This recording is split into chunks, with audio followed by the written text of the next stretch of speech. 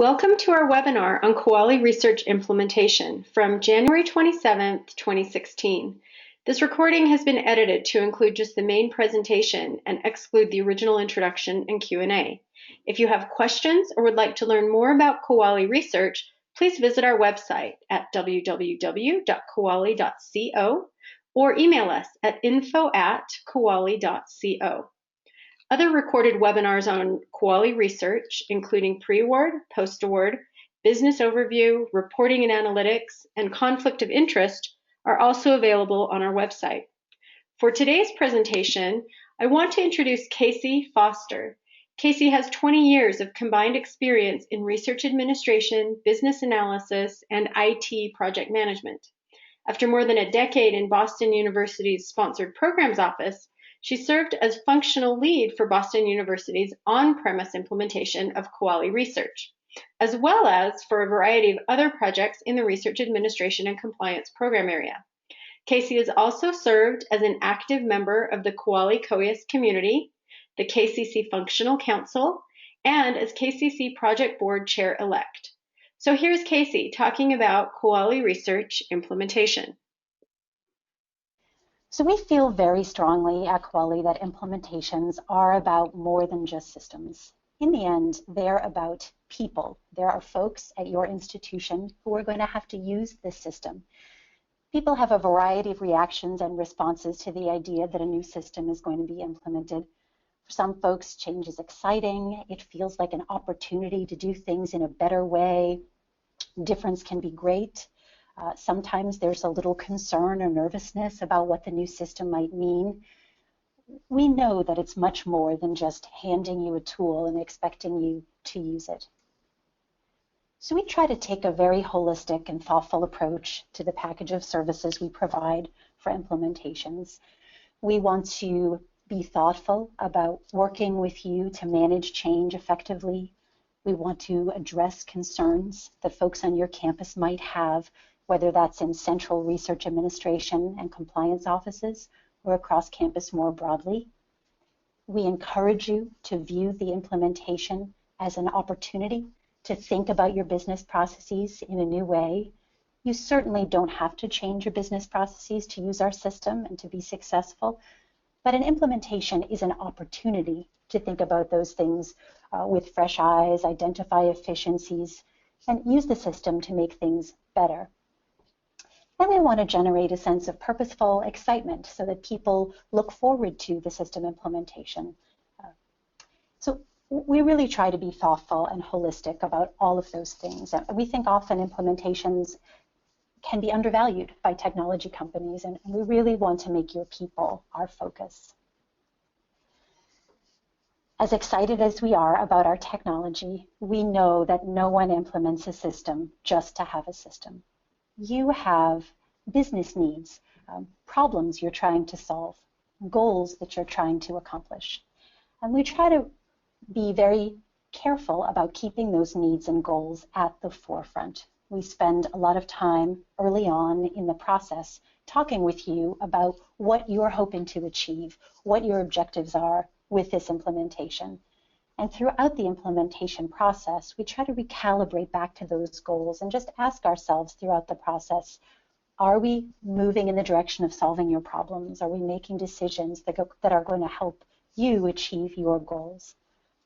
There are many common scenarios that we encounter when we're working with customers to plan out implementations. And these are some of the very kind of typical goals that we see people trying to achieve.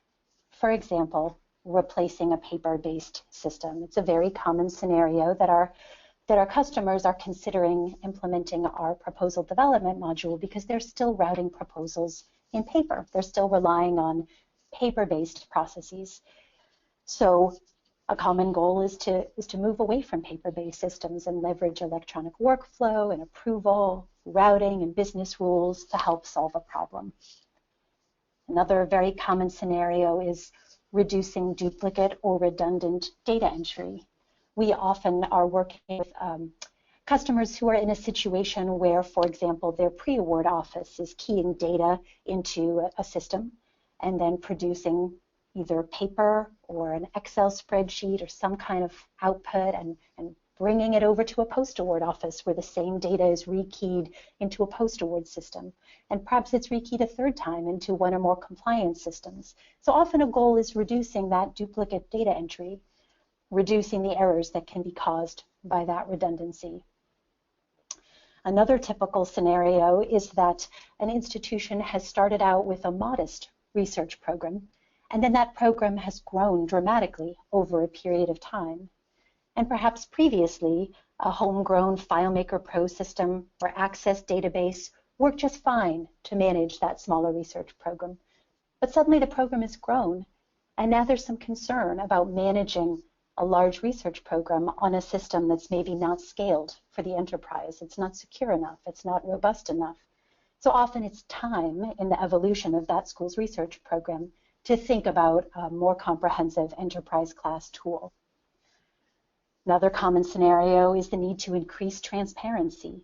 Perhaps at your institution, PIs have to call the central office to understand where their proposal is, or their protocol is, or their disclosure is. And the problem that you'd like to solve is helping people do more self-service, have more awareness of where things are without having to call and ask.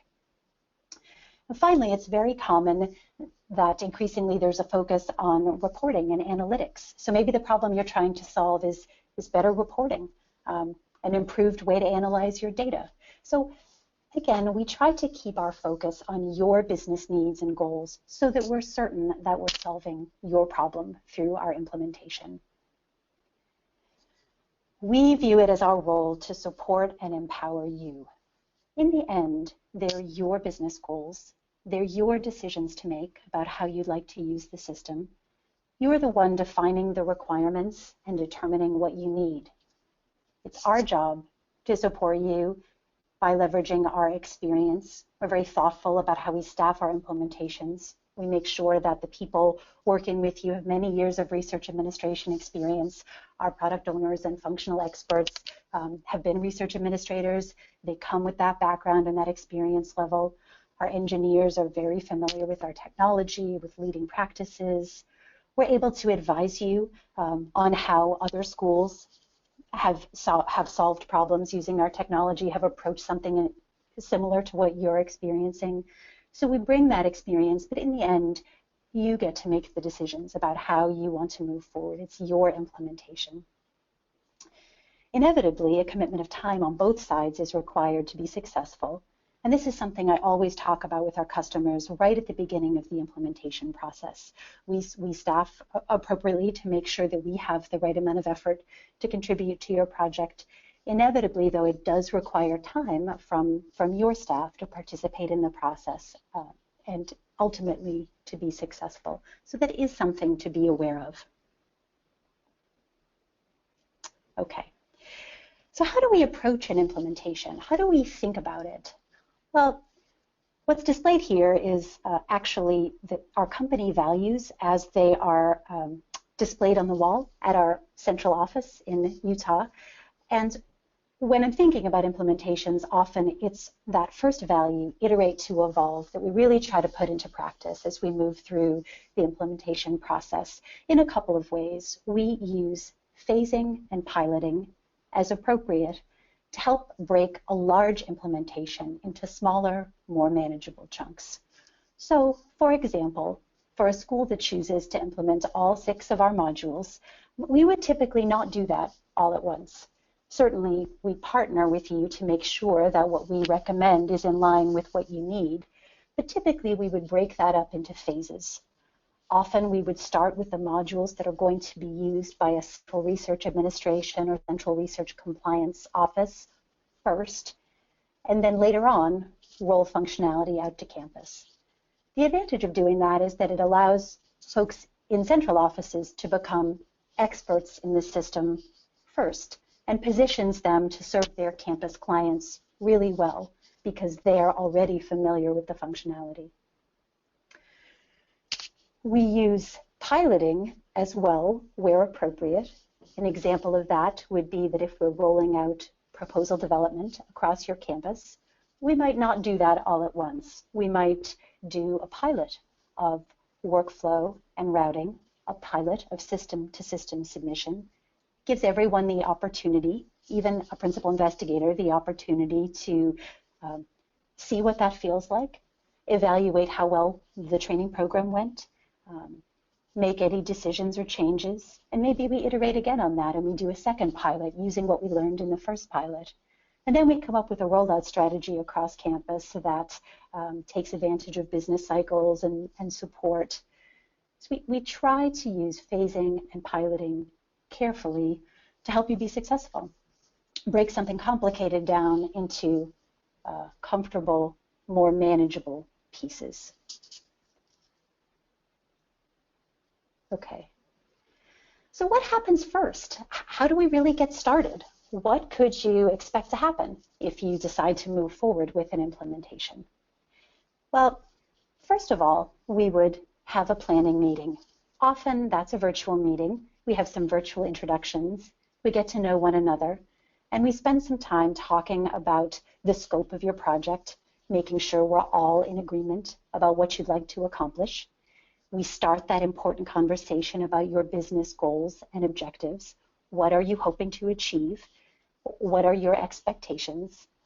We talk about who the key stakeholders are. It's very important to identify up front who the people are who need to be informed at each stage of the process, who needs to be in the room at our initial meetings, who needs to be consulted, who needs to be aware of what's going on.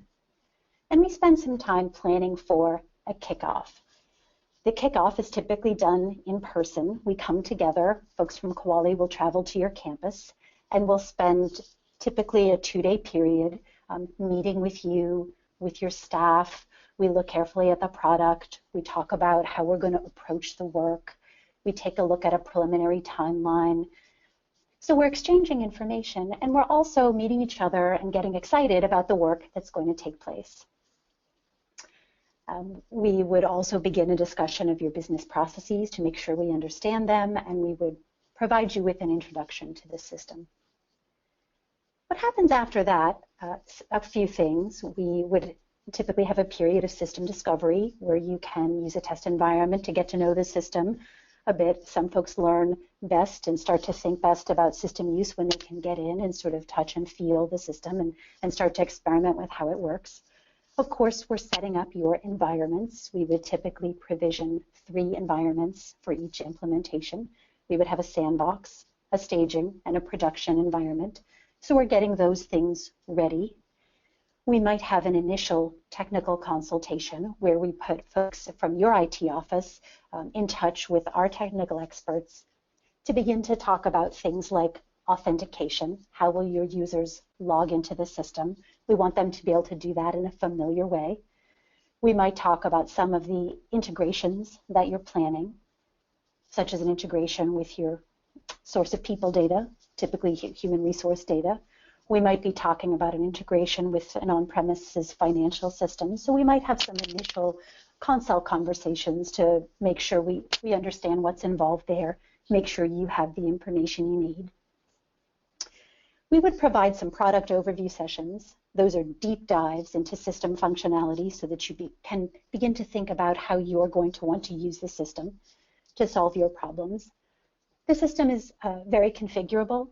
So during the product overview sessions, we would look at each field, think about whether or not you're going to use that field, and then determine what the right configurations, such as drop-down values, are for you so that the data in the system reflects data that's meaningful for you. It has your award types, it has your proposal types, it has all kinds of data elements that are going to be meaningful for your users.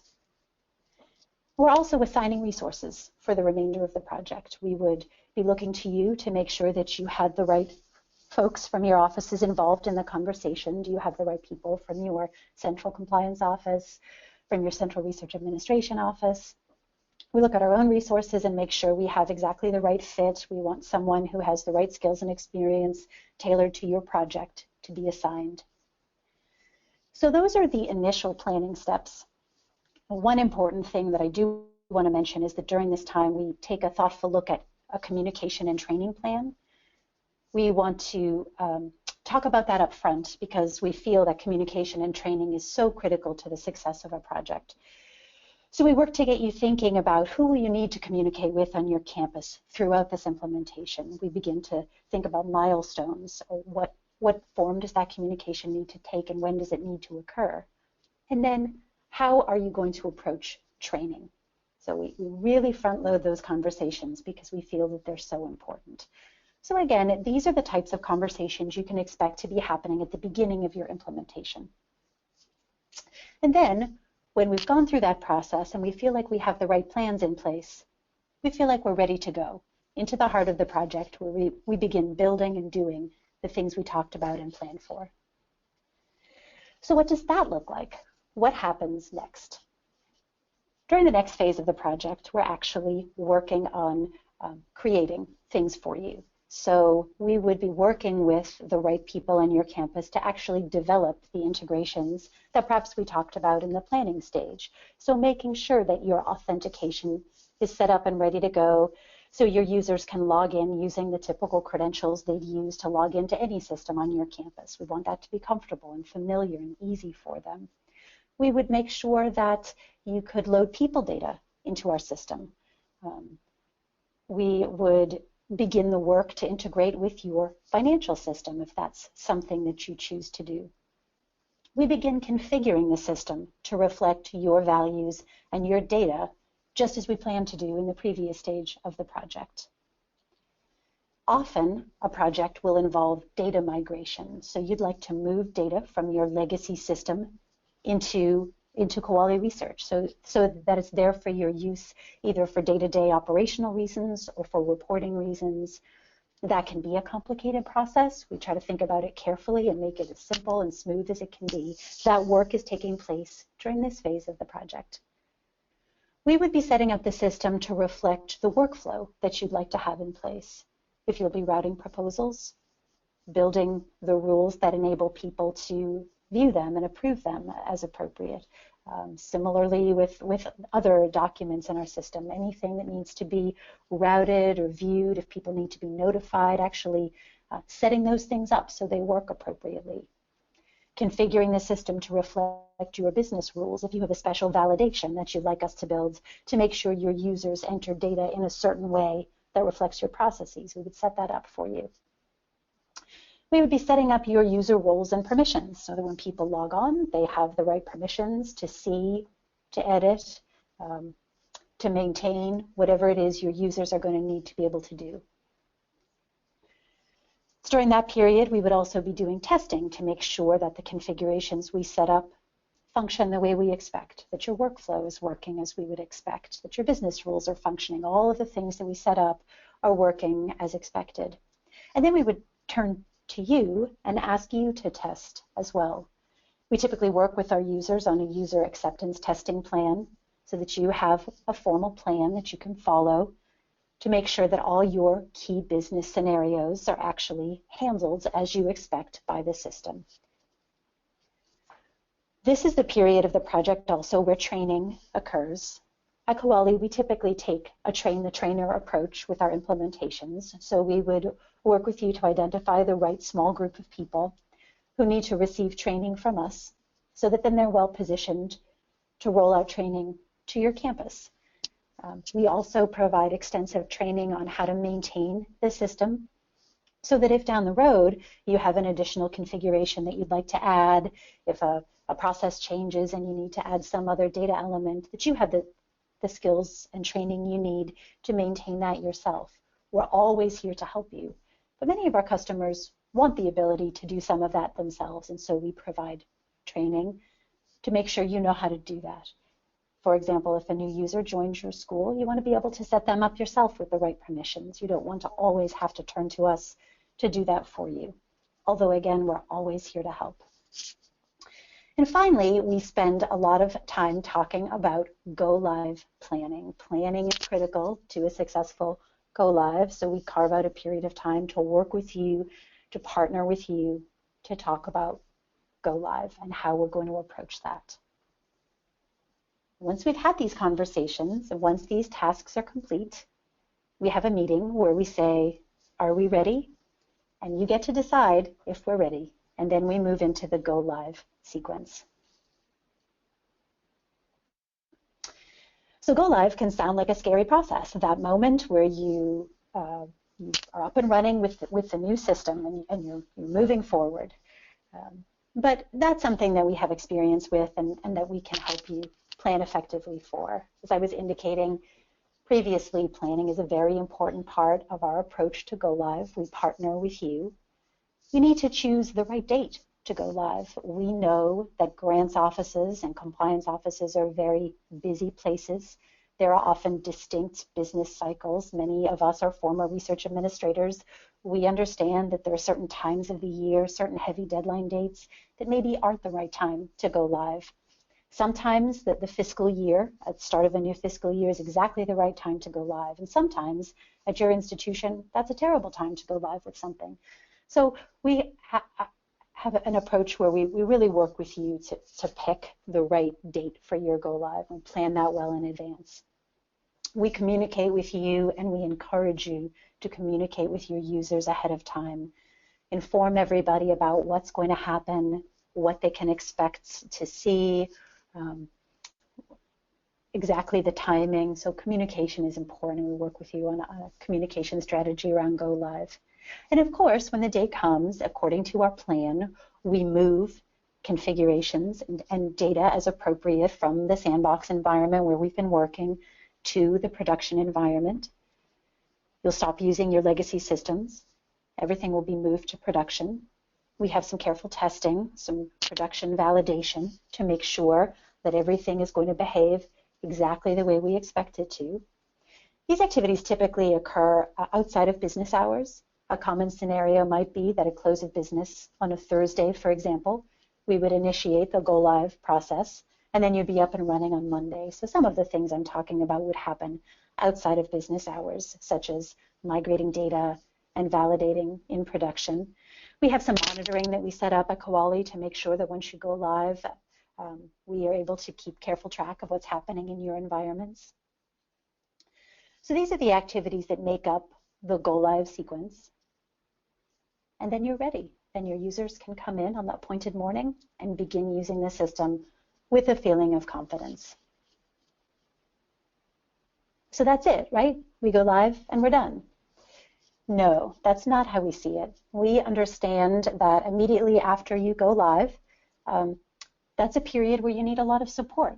Things have changed for your users.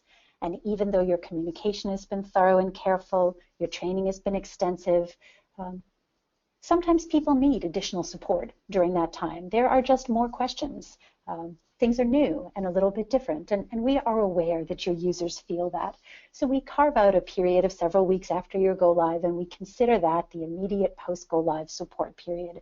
During that time, we are ready and expecting a flurry of questions from you. We understand that you might need the comfort of knowing you can send an email and have it immediately responded to because you're in that post-go live period.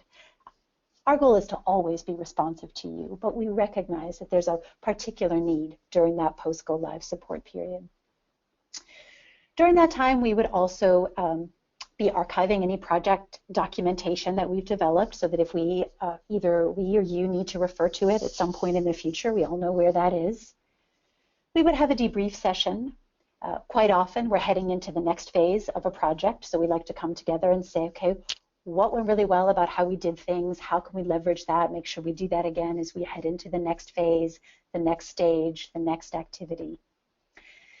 And then we want to provide you with a comfortable transition to routine operational support. So once the implementation concludes, you're going to be up and running with the system, and from time to time you're going to have questions or need assistance. So we want to make sure that's a clean transition for you. You have a chance to meet the folks who are going to be supporting you, that you understand how to use our service desk, so that you're feeling comfortable and ready to make that shift to operational support. So very quickly, because this is a little bit of an overwhelming image, what does that look like when you put it all together? All of those pieces come together. You can see that we have kind of an orderly set of activities with various resources playing different roles across the life cycle of the implementation. We have implementation management there to make sure things stay on track, proceed as they're expected to. We have functional experts at Kuali that can help and support you throughout the process. There are certainly tasks that on your side you'll need to be responsible for. They're the things we've talked about: defining your business processes, your needs and requirements, participating in various aspects of the project. There are technical tasks that our resources need to participate in, and then there are technical tasks that folks in your IT shop will need to do. So you can see that with careful planning, we're able to proceed through the implementation, all the stages, and get you to a successful go live. So how do we document and communicate throughout the project? Our philosophy with documentation is that we keep it as simple as possible. We don't have a practice of investing a lot of time up front in a very large project charter, a 100-page document where we state things. We like to do what's needed, what's going to be valuable, and really no more than that, because there are other things that we need to spend our focus on. So we would typically do a project brief. It is important that we have a brief written document that pulls together things like what's our scope, who are the key stakeholders, are there any assumptions or risks, noting the members of the project team. So we produce a project brief in partnership with you that we can review and approve together. We do a careful project plan. We have a project planning process. We'll provide you with a very detailed project plan. We develop that in partnership with you. If you have a project management office at your institution, we are delighted to partner with your on-campus project management in whatever way is appropriate given the culture of your institution. If you don't have that, that's okay too. We can fill that role. So we have a thoughtful planning process that occurs in partnership with you, and we do have a formal project plan. And then we produce any other documentation as needed to help us clarify or communicate. In terms of communication, our philosophy there is we want it to be as robust as possible. Communication is very important. We typically set up a collaborative space, a Google Docs space is our typical practice, so that we can share documentation and deliverables and collaborate together. If you have a preferred collaboration tool that you use at your institution, we're happy to leverage that as well, but we find Google Docs works just fine. We have routine status meetings. Typically, they're weekly throughout the project so that we keep in touch about where things are, what the next tasks are that need to occur that week or the next week, recap on what we've accomplished. It's our opportunity to, they're working meetings, work through anything that has currently come up that we need to solve together. But we also want to be very efficient with your time, and if we ever have a meeting schedule that we don't need, we would just decide not to hold that meeting. And then even though we have routine meetings, we encourage you to keep email communication flowing. It flows in both directions as needed at any time. Questions that you might have, thoughts that occur to you, you would never need to wait until a weekly status meeting to bring something up with us. Okay. So one of the common questions that I receive is, how long does it take? How long does it take to implement Kuali? And inevitably my answer is, it depends. That's the only responsible answer that I can give you. It depends very much on your goals and objectives, on resource allocations, on exactly what is within scope in your project. For example, are you integrating with the financial system? Do you have data migration? What modules are you implementing? How are you planning to do that? So inevitably, it depends, and we work with you to develop a timeline that is appropriate for your needs and that everyone is comfortable with. But I did want to share a flavor of what implementation can look like. You can see here that this is an example of a two-phase project. So you can see our phasing approach at work. We've broken this up into some back office functionality and then a rollout to campus. You can see that that stretches across several quarters of a given year. And then this graphic also sort of blows out phase one a little bit so that you can see that over a period of months, we're doing the planning that we talked about. We're doing some of the technical work that we talked about, configuring the system, developing interfaces, working on reporting, doing various types of testing, providing training, and then planning for go live. So this is a flavor of what implementation can look like. This is not untypical, but again, we would work with you, carefully partner with you to come up with a timeline that meets your needs and that everyone is comfortable with. So I just wanted to recap some of the key takeaways, some of the things I want you to keep in mind when you think about our approach to implementations. It's your implementation. We feel very strongly that we are here to support you so you can be successful and reach your goals. We try to break big implementations into manageable blocks through phasing and piloting. And finally, we're with you every step of the way, from that initial planning meeting to go live and beyond, to closing out your project. We want to help you succeed.